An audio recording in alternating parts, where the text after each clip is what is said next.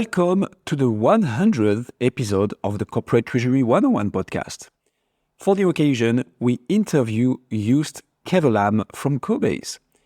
This episode is a bit of a milestone for us. Obviously, as it is 1 year now that Hussam and I are hosting the podcast, we wanted to have a special episode for the occasion.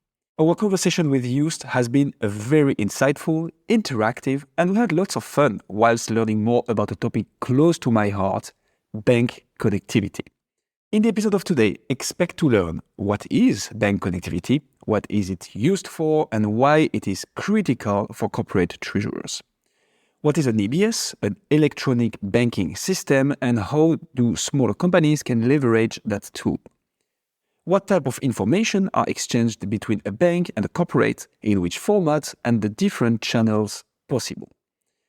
How Cobase facilitate bank connectivity for corporates by taking on all the implementation and technicalities off the hands of the treasury teams.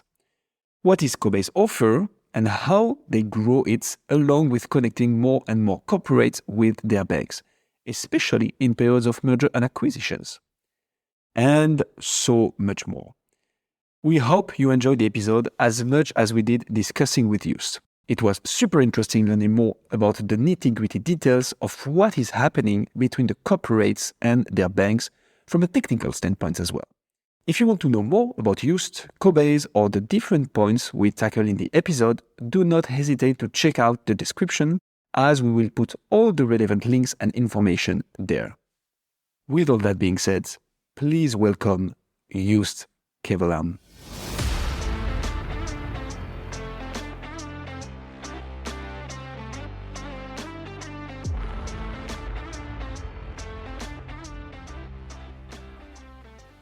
So, hello, Joost. How are you doing today? Good. Thanks. Yourself, Hussam? Very well, thank you. You and I are here. We're excited to dig into the topic of the day. Before we get into that, perhaps you could introduce yourself to our audience and explain to us exactly what you do. Yes, sure. My pleasure. Yes, my name is Joost Kevelam, and the key thing that I do at Cobase is making sure that we deliver on our customer promise. Now, what the business card says is that I'm the Chief Commercial Officer, and that means that I run everything that has to do with our corporate client franchise. So that is from marketing and business development to sales and client implementations.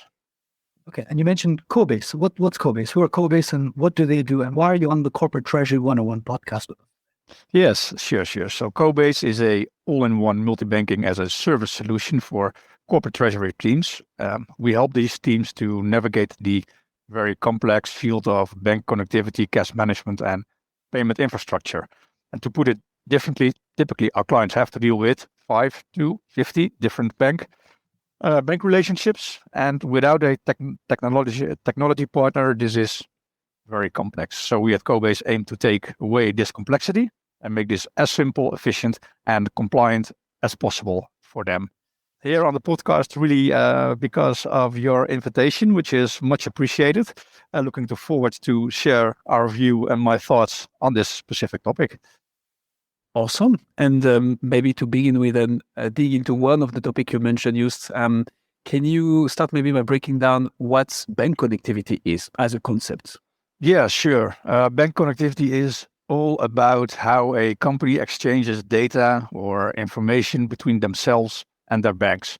And in its most basic form, very least that you do want to know as a corporate treasurer or as a treasury team are to know your account balances. So the account balances from accounts at all banks.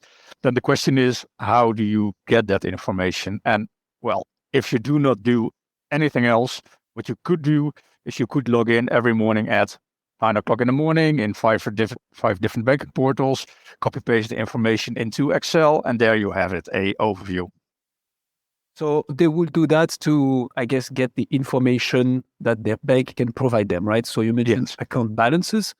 Why else would corporate need bank connectivity, and what are the type of informations that are going from there? So the balances is the first thing, and then there's the manual part of it. So the bank connectivity, as we discussed it up until now, it is this manual process of logging in. And obviously, this is not the best use of one's time, and it's risky. So you have different logins, different tokens. You make typos in copying the information, fat fingers, and The surprising part is that still we see this happening a lot, even at very well-known and reputable companies. Manual processes are still there. Treasury teams know this is a messy thing. When they start Googling for solutions, then they quickly come across this thing called bank connectivity, where we started off. And then typically step one is to get these account balances in place. But to your question, Guillaume, the other bits of information that are very much needed is, for example, the transaction information. So are my accounts receivable, are they being fulfilled by the customers, for example?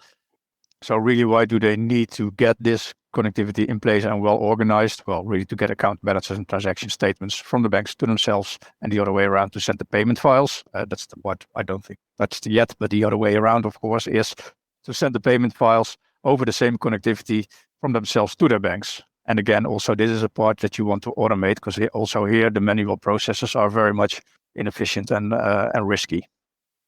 Okay. You get your account balances, I guess, for your cash positioning, right? So it allows you to see how much money you have. Yeah. You also reconcile who paid you, because you eventually want to make sure your clients pay you, right? Yeah. And the overall bank connectivity objective is to get away from manual processes. I guess automation as well. Like as many banks you can have, the more you can automate, the better, right?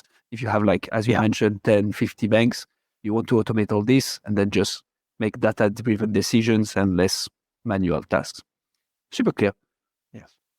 Let's say, why do banks need that information? Because, I mean, this is corporate treasury 101. I'm the guy that doesn't know anything about treasury. Like, why do I even need to? Why do I have multiple bank accounts, and why do I need to know the balance of them daily? Well, typically you have multiple banks because you are an international company, and there are a few banks that have a very, very strong global cash management position. But even the largest global transaction banks still very much have their own expertise areas. So some banks, you might perceive them as a global bank, but they are still very much strong in Asia or in Europe or in the Americas. So even if you would use the best of breed banks, you still end up with quite a substantial banking group, really from an operational cash management point of view. The other part of the equation is, of course, that also as a company, you require funding. You have lending needs, so you need to go to a bank to ask them to fund your working capital, to fund your investments in new plans. Typically, you do this at many different banks. Sometimes because it is a different project requiring different bank. Sometimes because a single project is so large that you need multiple banks to fund this one project. So there can be many reasons why you are working with many different banks. Why you need that information on a daily basis is, well, in an ideal world, you really want to optimize your balances across different banks. So you want to avoid that you are taking a loan in one location, whereas you have excess cash available in another location. You could do this, to your point, to some, you could do this once a week, once a month, look at this.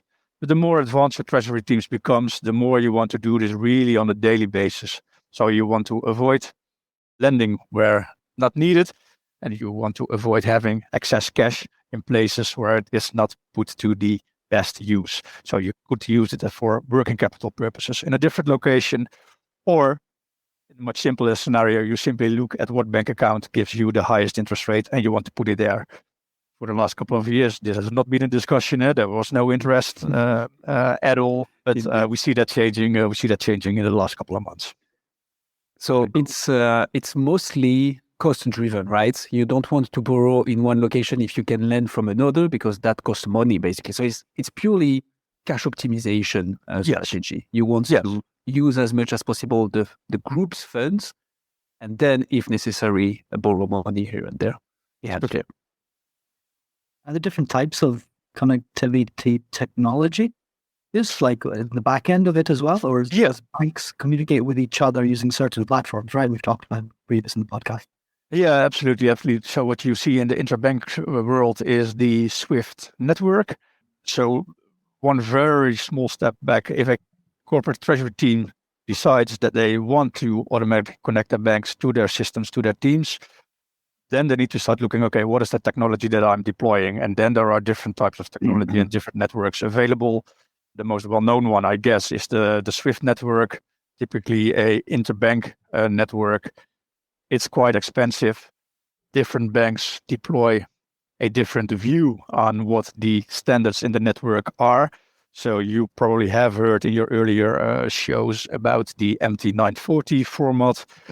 MT940 sounds very much like a standard, but if you start receiving MT940s from different banks, then you will find out very quickly that the content of those files is very different. So that's a bit of a drawback for the corporate use case. So, Or Swift. sorry to interrupt you here. Can you describe what an MT940 is exactly? What does it mean and how does it work? Yes, it's the standard message template for sending transaction and account balance information, typically end of day information, simply by the name of it, MT940. It sounds very much like a standard, but that's a bit of a misconception, because if you start to receive different MT messages from different banks, you will see that what is in the actual message and what is in the actual data fields, it differs a bit per bank. So the templates might be the same, but the way the information is structured within the file is different from banks to another. Exactly.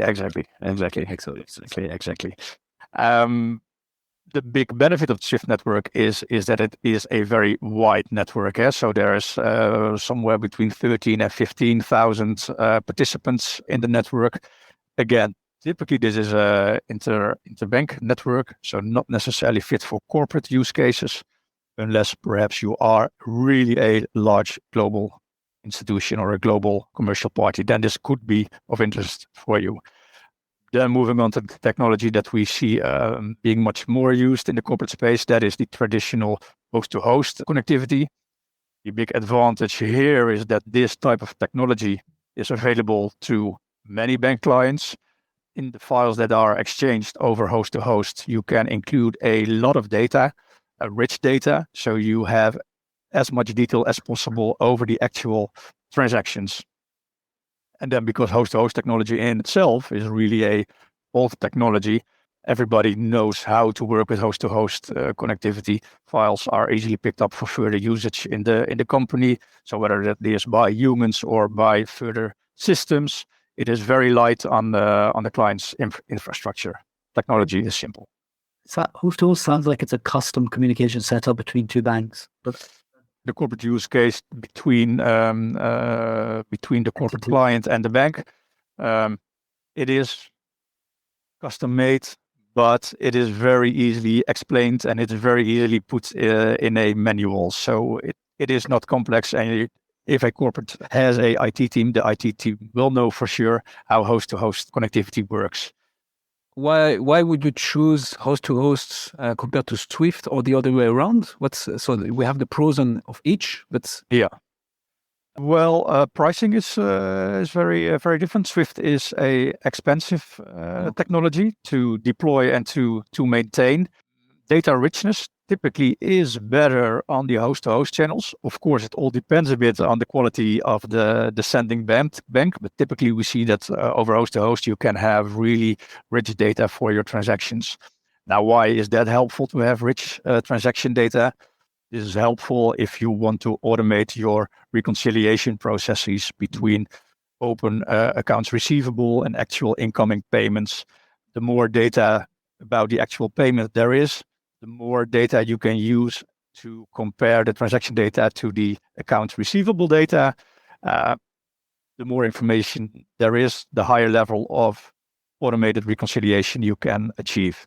So that's a big advantage of data richness. Now, of course, there is a small drawback to the host-to-host services as well. They are available to most corporate clients, but some banks decide to offer this service only to their corporate plus clients. So if you are a smaller entrepreneur, it is not always a given that you have access to this technology. How do you do then if you're a smaller size company? You just do not connect, or? Well, you can do the manual downloads, for example. Okay. That would be a solution that is deployed quite often. The underlying argumentation here is that this multi-bank complexity mostly is relevant for the larger companies. The banks have tailored their offering to that. Makes sense. Okay, so we have Swift and host to host. Was there anything else? Any other?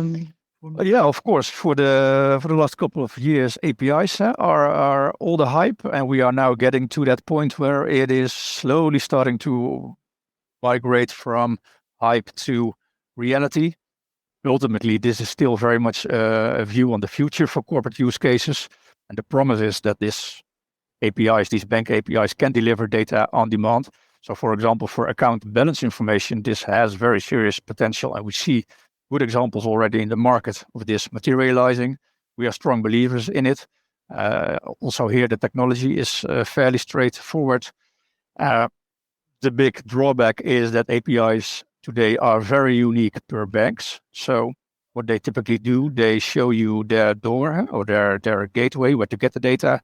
They show you the API spec, but thereafter it's up to you. So you start receiving the data, and then you need to find really a way to harmonize the incoming data feeds from the different banks API into a harmonized format that you as a corporate treasury team can use, either as a person or as a system.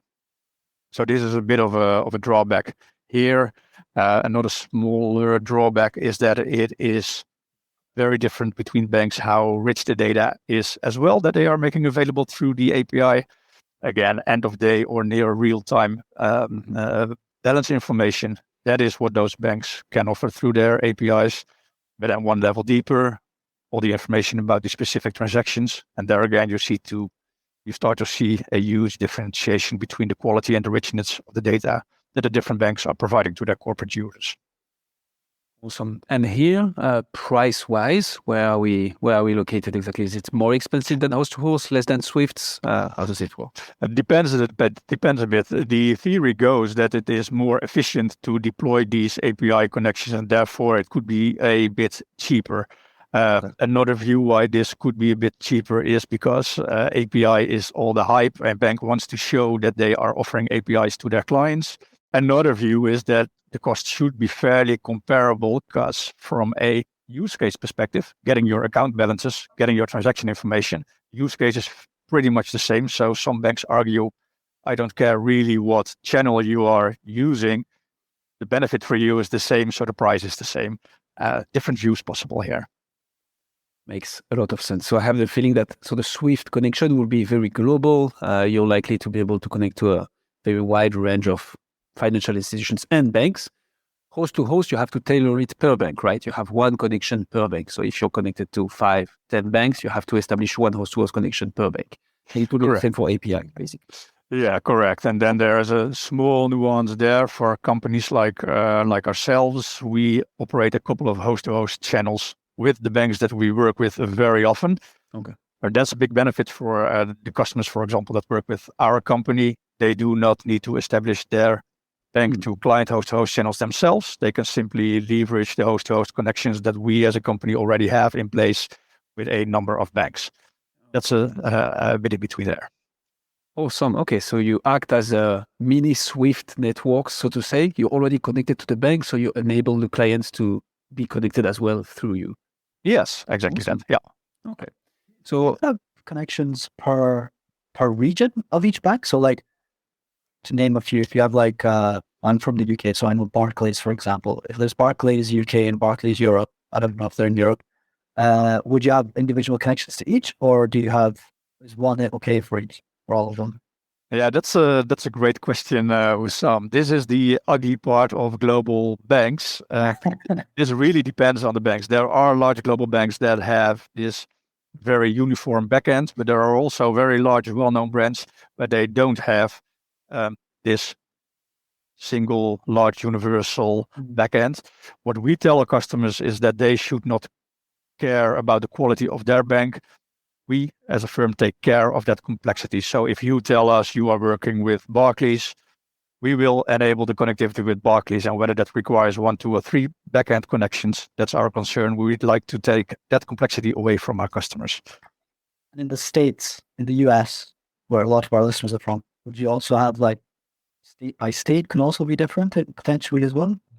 Could be different, maybe not necessarily for a single bank in the States, but in the States you have a huge number of smaller local banks. Yeah. and that they all require their different host connections if available. Yeah. You mentioned for smaller companies that they may have to download directly the file and reconcile manually, right? This makes me think of something we usually refer to, which is the EBS, electronic banking system. Is it where those smaller companies will download their reports from, or what? How do they access to those basically?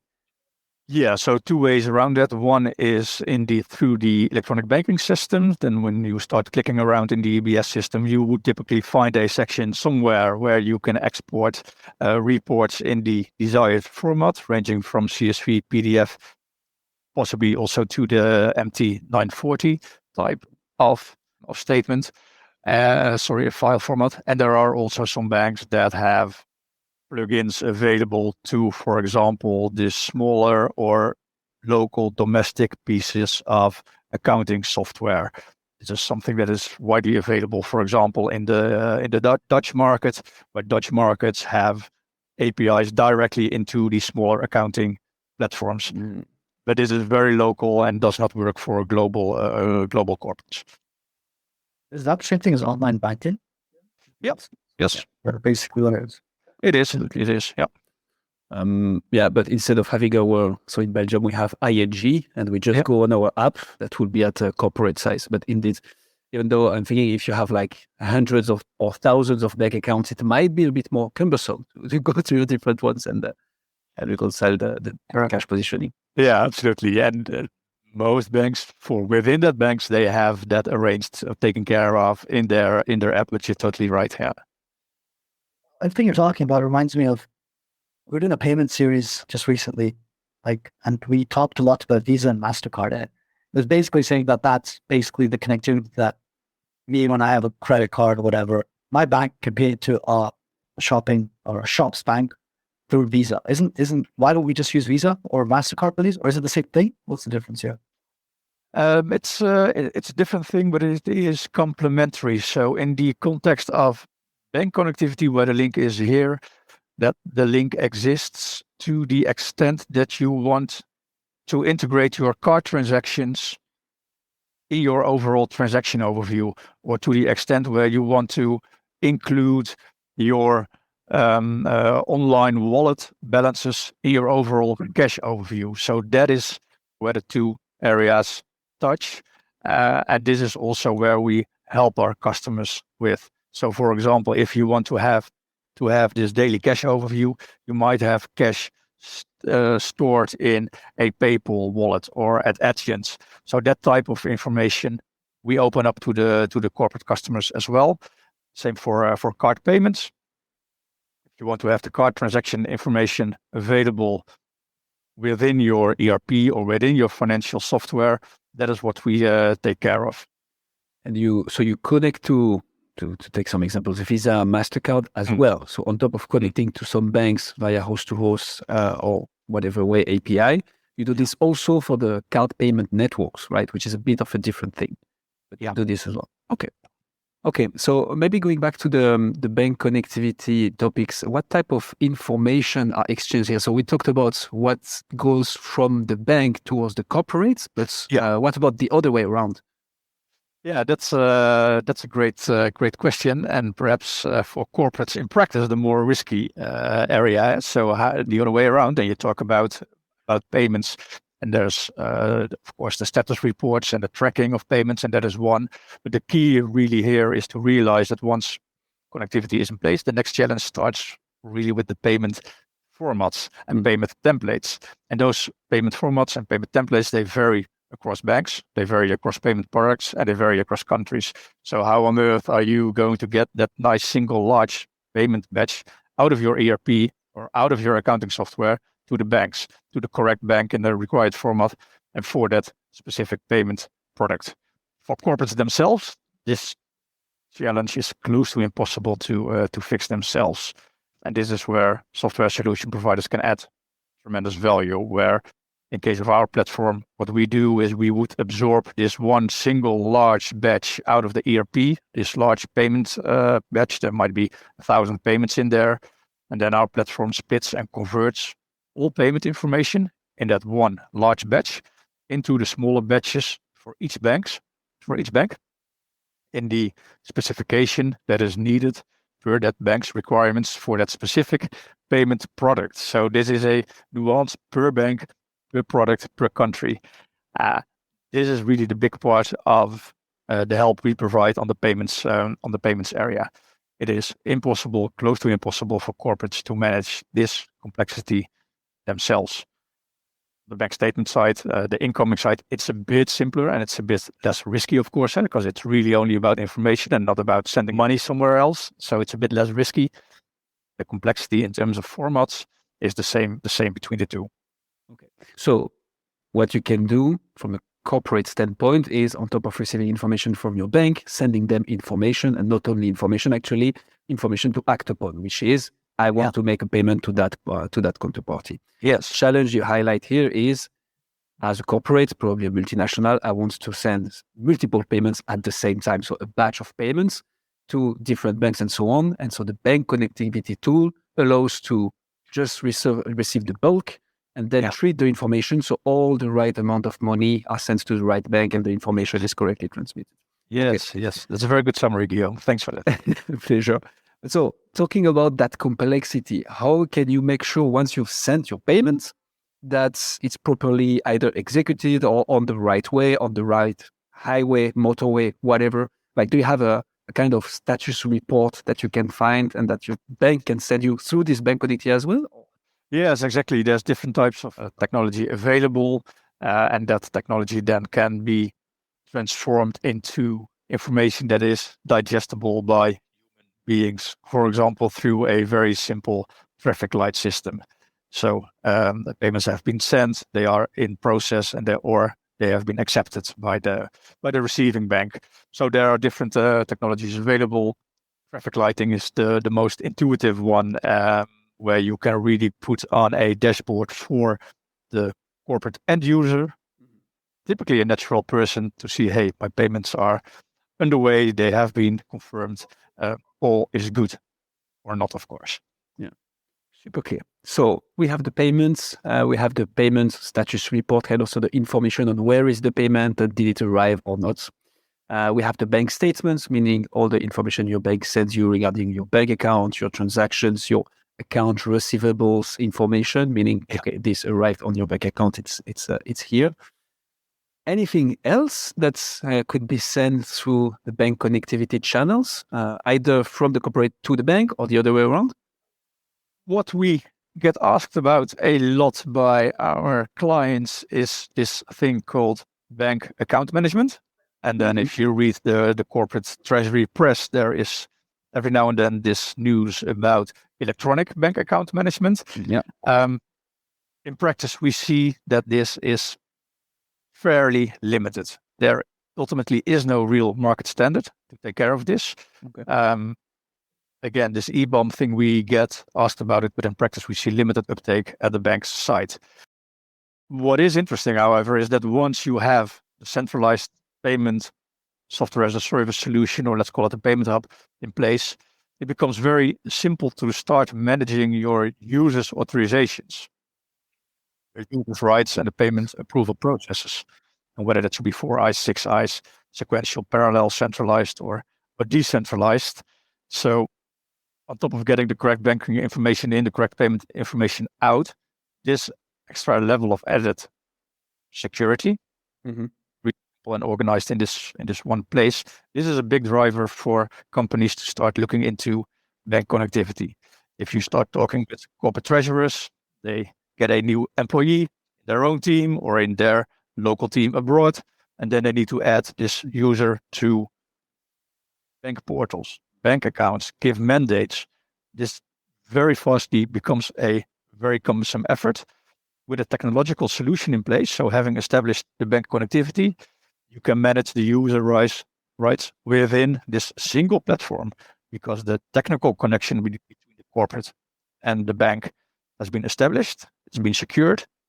All natural person interactions over that channel can be managed out of a single piece of software. So you do not need to tell all banks that if Wissam is leaving the company, you do not need to go to all banks to tell them that Wissam have left the company and that the rights should be revoked. You simply go into this one online portal, valid for all banks. You disable Wissam, take away his authorization rights, and that's it. And the other way around, the new company that is hiring Wissam simply onboards him. Likewise, only in this portal, no need to do this at all individual bank levels. Awesome. So not only do you get the information on what is happening on your bank account, you can also see and manage who can act upon your bank account, who is authorized to sign like transfers whatsoever. Yes. The signatories, basically. Absolutely. Yeah. Super clear. One of the things that annoys me the most with my bank is how much they charge me, my bank fees. Is there a way for corporates to have a view on that? And does it pass by the bank connectivity channel as well, or how is that information reported on? This information is not reported on in a very standard manner. What you can do is that if a bank is sending you this explicit information, it is possible to use the transaction codes to generate automated reports that put every transaction that has code so-and-so, aggregate all those transactions and give you a view on the explicit bank views. But then it is a requirement that the bank is sending this information in a structured way, and this is not always the case. And I imagine, again, the information formats and template would vary a lot between one bank and another. Yeah, thanks so much for taking us through on what bank connectivity is. We like to usually go into the nitty-gritty technical details as well a little bit. What's the actual process of setting up this bank connectivity channel? I'm guessing there's loads of firewalls in place. Banks are very IT secure in general. So setting up access rights to external companies, let alone internal, as well, they also have issues. And must be quite a challenge. So what's the actual practical process? You go to a bank that you want to add into your peer-to-peer network. Yes. And you get that started. And what do you need? What do they need? Yeah, so it depends a bit on the partner that you are working with. In our case, we do have quite a large network of banks that we work with on a recurring basis. So there we can do a lot on behalf of the client. So the bank knows who we as a company are. We have the agreements in place and all that. So there the client can tell us, for example, for ING Bank, the client tells us, okay, please onboard me on your channel with ING. It's very light for the clients. For other banks or maybe in more remote locations, we ask the clients to tell their bank, we like to establish a host-to-host connection with Cobase or with yourselves for the purpose of getting the information to Cobase. And then here this discussion is initiated by the corporate client. They know the bank, they know their relationship manager at the bank, but from that point, we take over. So after the introduction is done, I think I've mentioned it somewhere else in this episode that we like to keep this complexity away from clients. So after the introduction has been done, we know who the people are we should talk to.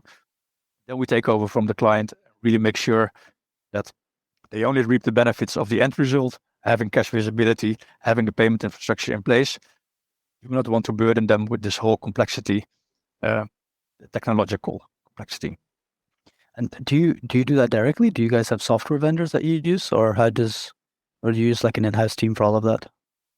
We use an in-house team for all of that. It is part of our offering.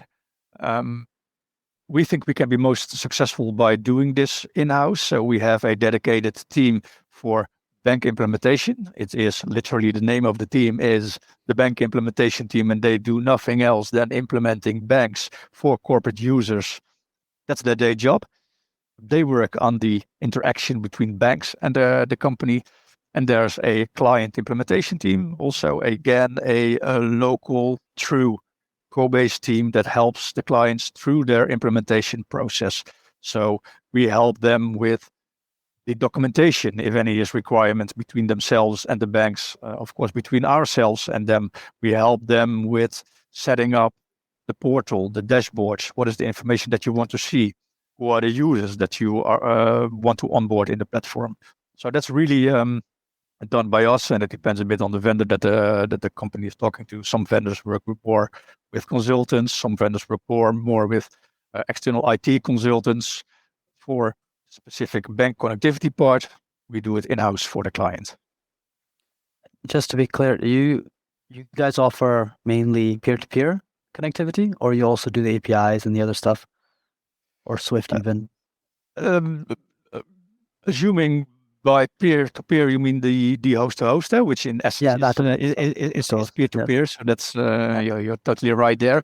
This is also part of complexity that we take away from clients. So the client tells us we want to deal with bank so-and-so. And then we look, okay, what is the information and the information richness that the client needs? And then we suggest to the client what the best technology is. So whether it's host-to-host or if an API is available and it meets the level of requirements that the client needs, we can suggest API. For example, if a company only needs reporting with a bank in a remote area where we think that due to language or understanding how working with third parties works, it is not very efficient to do host-to-host, then we suggest to the client, well, dear client, we understand you need account information from bank so-and-so, for example, in Japan. Then we would suggest, okay, let's use the Swift network. Nice part about Cobase is that we are a regulated company. We are supervised by the Dutch Central Bank. So we have a bank equivalent status in the Swift network. We have our own Swift big code. So we would simply ask this Japanese bank to send the Swift message to the Cobase big code, and we can make it then available to the client. But to put it short, also deciding what type of technology we deploy in connecting to the bank, we keep this complexity away from the client, and we propose the technology that we think suits best with the actual client need. The more you talk, just the more I think about like fintechs. There's more and more fintechs popping up every day. I'm guessing there are some in this field as well. How's the acceleration of the fintech industry changed bank connectivity overall, in your opinion? Or has it at all? It forces banks to be more outward looking and be more aware of what clients actually need.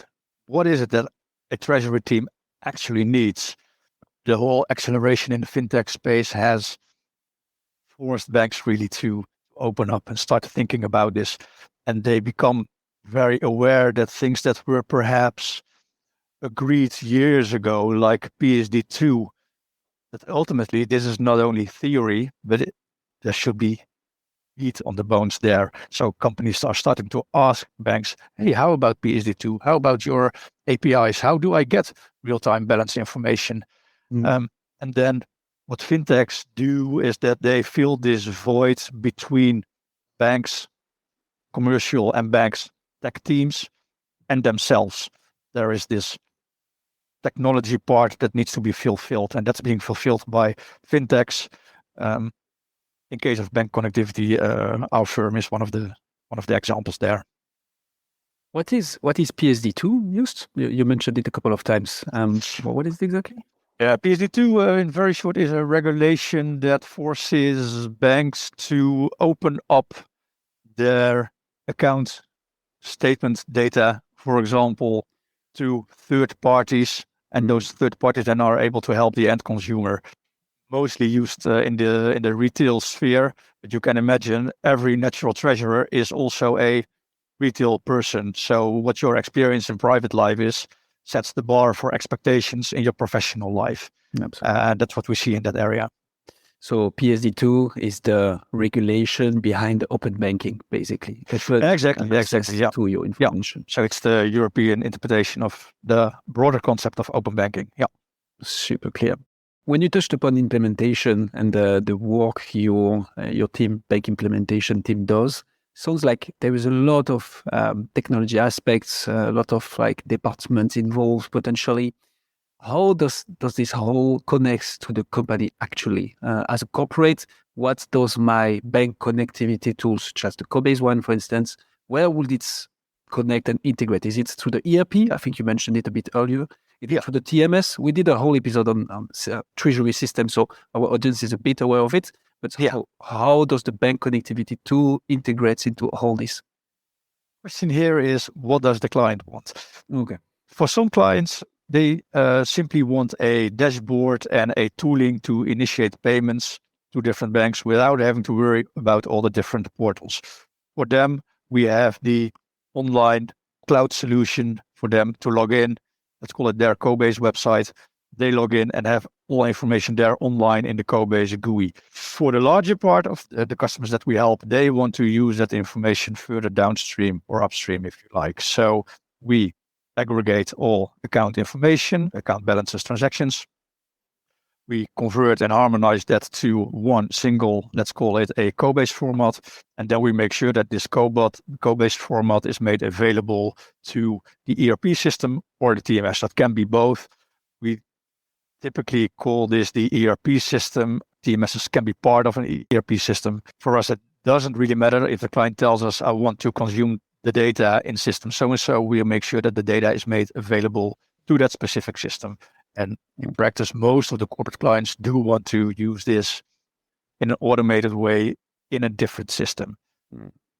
Makes a lot of sense. I want to dig a little bit more into the Cobase offering, but before that, I would like to wrap up maybe this nitty-gritty details of the bank connectivity aspects by one last question, especially when it comes to Swift. So I keep on hearing about having a company's BIC, a big, I think you touched upon it, the big corporates can be registered with Swift directly. I think there is also a Swift offering, which is the Swift Alliance Lite 2, which is also, I guess, a way to connect to the banks. Are there others, and what are all those? What's different connection types possible, basically, when it comes to Swift? Yeah, in all honesty, I am not the specialist in the Swift field. When I talk to treasurers, they are mostly curious about the alternatives to Swift and the different offerings that they have. Also in Swift Alliance Lite, you still have to operate your local server to receive all those documents, so also files. So also that is not very straightforward. So our role when it comes to Swift is mostly that we are, as a regulated entity, are participating in the network for the benefit of the client. So as explained before, we use the Cobase big code to receive, for example, the MT940s on behalf of our customers. What a big benefit here is of the global Swift network is exactly that wide global reach. It's an easy way to connect to the more exotic banks that do not offer, for example, these host-to-host services. For a deep dive on the different flavors of Swift-based connectivity itself, I'm very sure you will find guests that can tell you much more about it than myself. No, that's already super clear. Thanks a lot.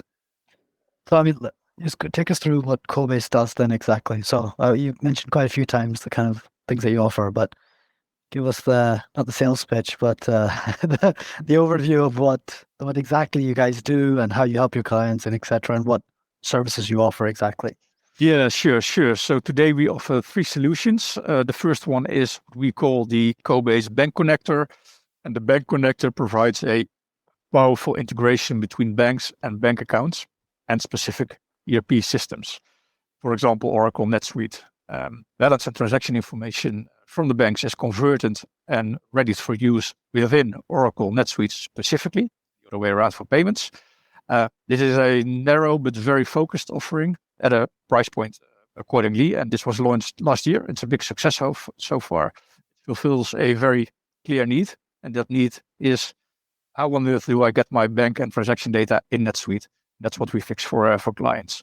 So that is the Bank Connector. It's specifically geared towards a specific ERP system. Then the core Cobase offering, that is the Cobase Payment Hub.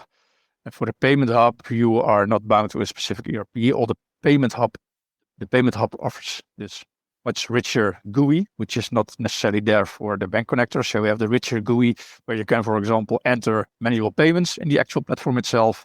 It also allows for more advanced workflow designs, has a richer reporting and dashboarding functionalities. And then lastly, there's the Treasury Management System, and that is essentially the Payment Hub, but it is enriched with functionalities for dealing FX, calculating and hedging FX risks, in-house banking, liquidity forecasting, and balance optimization.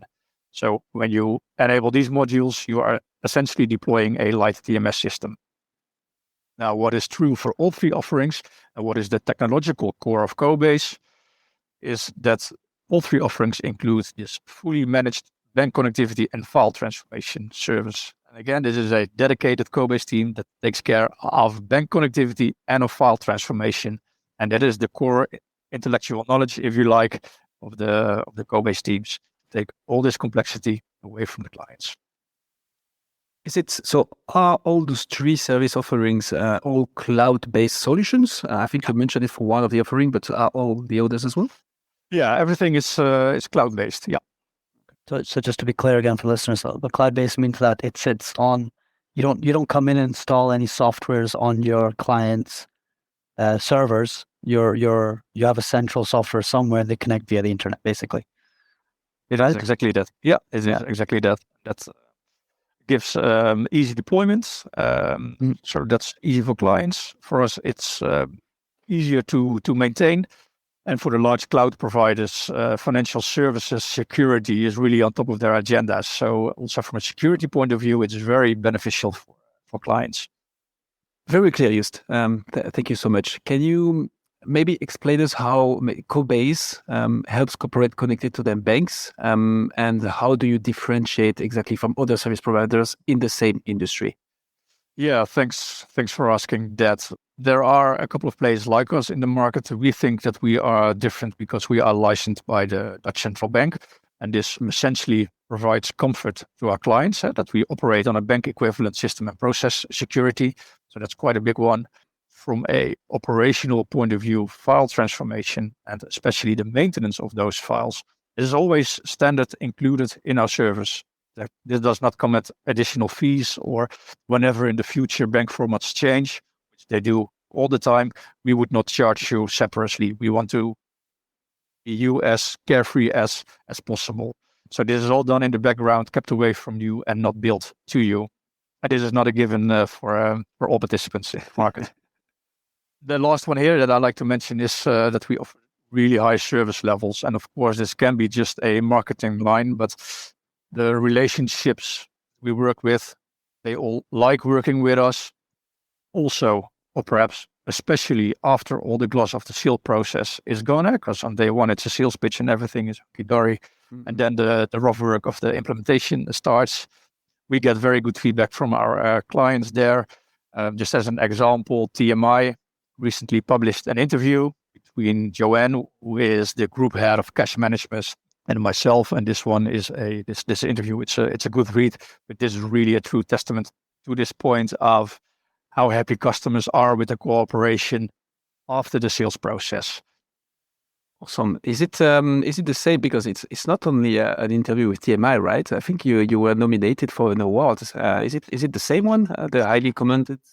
Exactly. So the award came after. Thanks a lot. The award came after the interview. Yes. Awesome. Okay. Yeah. I recall this one. And again, it proves the whole sales pitch. And I know from experience that the implementation experience can be much different from the sales pitch. Where do you, just for my curiosity, where do you operate geographically? Sorry, is it because if it's a cloud-based solution, you can be anywhere in the world, right? Is it the case right now? Do you have a specific market you're focusing on? What's the point here? No, great question. So we connect with banks worldwide. We work for legal entities of companies worldwide. If you look at where we focus our marketing efforts, then it is for European treasury centers. Now, this can be for European treasury centers for, logically, European companies, but this can also be for European treasury centers, for example, for US-based companies. And this is really from the practical point of view that the implementation team is here locally. We like to work with actual people on the Cobase payroll, not to outsource all this work. So working with European teams is the best way that we can guarantee that we deliver on our promise. So we work with European treasury teams during European business hours. That said, if those European treasury entities do need to connect to global banks, that's no problem at all. That is what we do on a daily basis. And if those European companies have entities across the globe, that's also no problem at all. That's what we do on a daily basis. Makes a lot of sense. Okay. Can you maybe walk us through a use case where you have implemented a bank connectivity solution? I don't know if you want to talk about the one you got awarded for. And I would like also you to maybe focus on what were the benefits. So what was the problem statement from the client? What were they trying to achieve? And thanks to the Cobase solution, what happened and what were the benefits at the end? Yeah, the one from the award, I'll urge every listener to give that one a read. It's a nice read. But another one, and it is a use case that we come across quite often, that is for companies that are growing and expanding rapidly. So whether it is organically or whether it is through a acquisition mode. You can imagine that if you are starting to acquire companies in, for example, different companies, and you've not had a relationship before, then each and every acquisition comes with its own banking landscape, its own financial software, its own ERP systems, its own natural persons that are working there.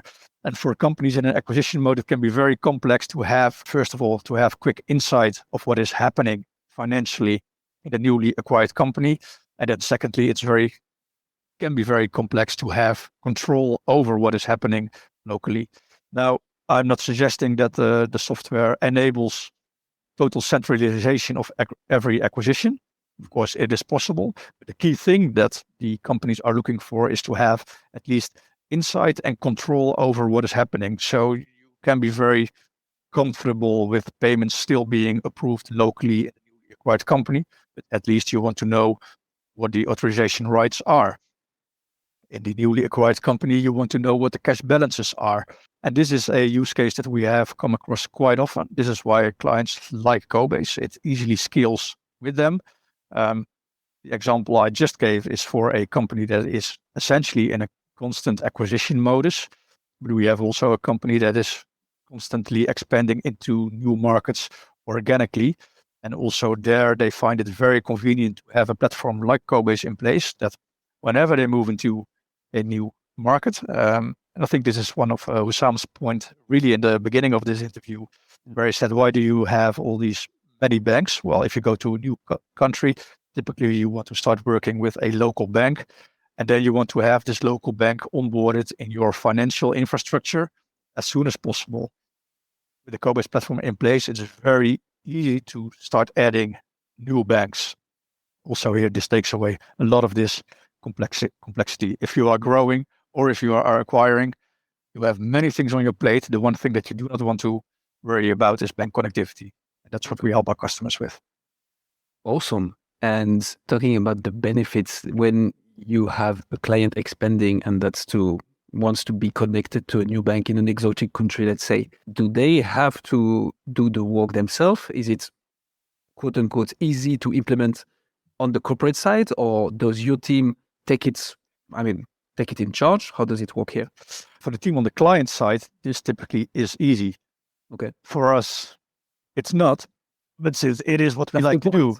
Exactly, that's the point. It's what we like to do, and because of our experience, we tend to think that we can do this a bit better than the corporate customer themselves. But the ambition is always to make this as easy and painless for the customer as possible. Okay, super clear. And again, sorry, I'm getting really curious, but when so I'm expanding, I want to be connected to a new bank. If we are in the case where Cobase is not initially connected to that bank, will you establish the connection then by yourself as well? And it's something you add for your portfolio, and then for the future clients, you will also be connected already, right? So the further you grow, the further your network grows as well, and then the future clients coming can basically enjoy and profit from all these new banks connected. Yeah, that's a great question, and really how we as a business like to think. So whenever we approach a new bank, the actual introduction typically happens with help of the customer, because the customer already knows the bank and has a relationship. So they tell their bank, we would like you to start working with Cobase on making our data available. For us, we always try to explore the route first where we can have the channel in our name, exactly to do what you are describing. If the channel is in our name, in the Cobase name, we can simply add clients later on and really building this library. This is fine for banks that are aware of this tech side and have this have done this before. They typically tend to cooperate, but many banks find this a bit too new for them. Okay. So their new clients do not literally enter the same channel, but because we have worked with the people at that new bank before, also establishing a connection in the name of the client becomes fairly easy because we know the people, we know the bank. So in that sense, we are building maybe not necessarily this library, well, bank-specific library, yes, but not a library of repurposable connections. But we are building this network of banks that know how to work with Cobase. Super clear. Makes a lot of sense. Joost, that was super insightful. Thank you so much. Anything else you would like to add either on bank connectivity as a topic or on Cobase that we maybe didn't touch upon? No, thanks a lot for the information, for the invitation, Guillaume. It's been a very pleasant hour. Yes. The only message I would like to give the listeners is whenever you are exploring this domain of bank connectivity, do your market sounding, be very sure about the questions that you need to ask. There is, in this complex field, a big difference between marketing and actual delivery. This is not easy to figure out yourselves. To put it very simple, my mailbox or LinkedIn box is always open for a quick sounding session. Perfect. Not necessarily to buy, but to share.